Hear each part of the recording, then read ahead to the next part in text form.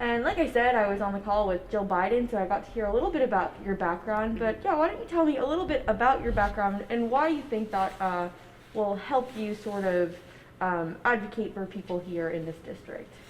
So I think the important distinction is that I am so much like this district. I grew up here my whole life. I grew up on 100 acres of farmland, worked hard for everything that I have. First in my family to go to college, to be a teacher. Was diagnosed with ovarian cancer while I was in school. Battled that, overcame that. Really understood the bureaucracies of the healthcare system. Been teaching in public schools for over 12 years, seeing all walks of life in and out. Have experienced multiple different school districts as well, to see the disparities from zip code to zip code. And I think that really puts me in a great position to go to Washington and advocate for the everyday working class person of this district, because I'm that person. I've worked multiple jobs almost my whole career just to make ends meet. So I feel like when I'm fighting for District 16, I'm also fighting for my family. Right. And so despite maybe being a newcomer or new to the political scene, would you say that maybe some of those things would make you the right candidate? Sure. I think people really want a genuine person to speak for them, somebody who has real life experiences without any bias of what's happening in Washington. I don't take any corporate PAC money, so when I'm making decisions and votes, I'm making it for what's best for the people. I have no special interests that can sway me one way or the other. And so you said that you're a teacher and a mom, and some could say that you have a lot on your plate. You're doing a lot. What makes you think or believe that you have the time or power to fulfill this seat? Sure. So I've always worked incredibly hard from the very beginning. So adding this to my plate is exceptionally important and difficult, but nothing out of the ordinary for my life. I'm a fighter. I beat cancer. I'm a single parent. I've gone to school while also working full time, and I devote my time to, first and foremost, my family, and they're completely on board with this as well. So this is really kind of a family thing that we're doing together, and I wholeheartedly believe that I can do this job and do it well. Right. So yeah, I mean, from what I've heard, you represent yourself as like a working class person, and I guess why should the district be represented as such? Like being a common working person, and I guess we'll touch on something else. Sure. So the title is representative. So when you're going and making decisions, your job is to really understand the district, to understand the voices of the people here, the constituents, have an understanding of what their issues are, and take them back to make the decisions that's best for them. It doesn't have anything to do with party. It doesn't have anything to do with who the president is. This job is somebody who can take what is going on here and truly make decisions that's best for here. I feel that I'm so much like everyone here that I will be able to do that without any, personal bias, without, any special interests. And so I think that makes me prime for this position. And I think that most people want somebody representing them that reflects their district. And I think I reflect this district. Yeah.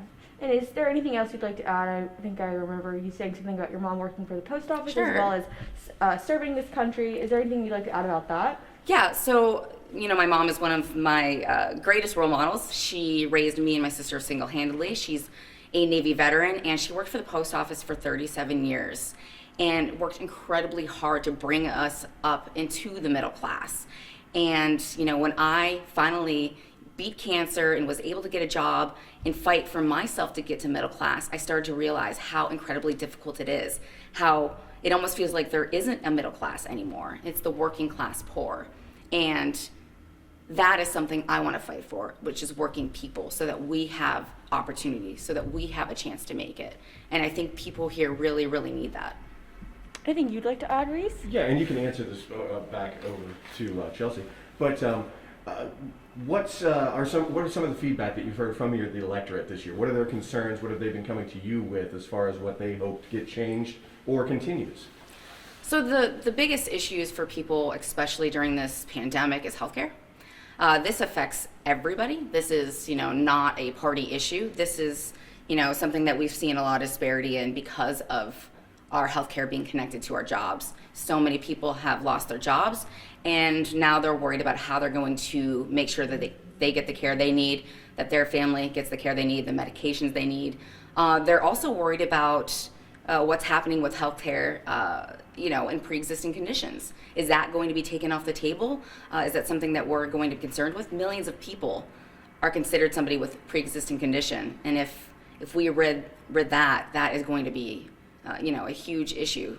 So I think the biggest thing is healthcare, and healthcare ties to the economy and so many other things. So that is number one. The second thing is navigating COVID, education, and making sure their kids are getting the education they need and parents are able to get to work and provide for their families.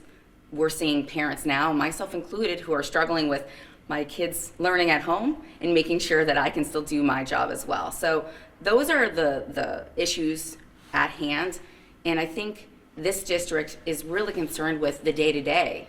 Am I going to be able to put food on the table? Am I going to be able to have a job? Am I going to have a family here that can thrive? And so they're looking at, the bread and butter issues of healthcare, education, and making sure that they can just make it. And I completely can relate to that. Additionally, the 16th district is a little bit diverse as far as the regions that it covers, from the city of Erie to the more rural to the suburban. How do you touch on everybody that's in that representative area to make sure that their needs are being met and that you're relating to them as well?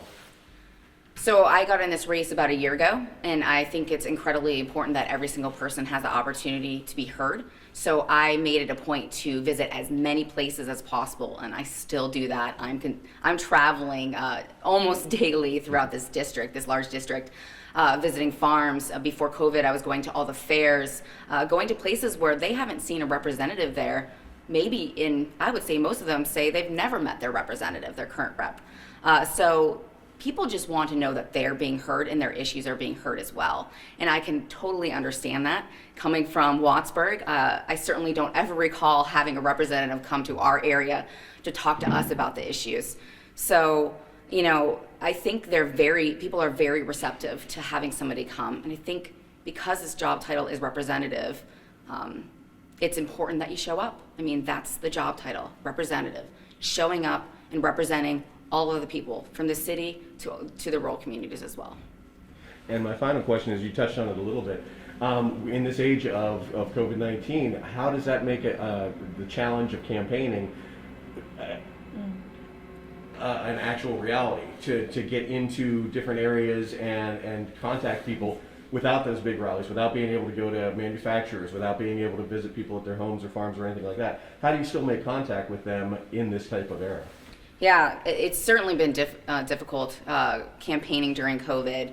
I had, the great opportunity to do this before that because I got into this race over a year ago.